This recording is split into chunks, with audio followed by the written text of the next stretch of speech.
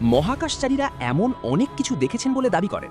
প্রথমত ২০০৩ সালে চীনা মহাকাশচারী ইয়াং লি মহাকাশে পাঠানো প্রথম চীনা মহাকাশচারী হন।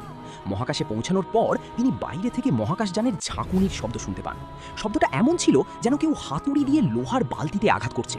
কিন্তু আরও আশ্চর্যের বিষয় হলো, মহাকাশে তো বাতাস নেই, তাহলে তারা এই শব্দগুলো কিভাবে শুনতে পেলেন? দ্বিতীয়ত, আপনারা জানেন যে অ্যাপোলো 11 মিশন চালু হয়েছিল এবং নীল আর্মস্ট্রং সফলভাবে চাঁদে অবতরণ করেছিলেন। কিন্তু এই মিশনে একটি জিনিস দেখা যায়নি, আর তা হলো প্রাণের অস্তিত্ব।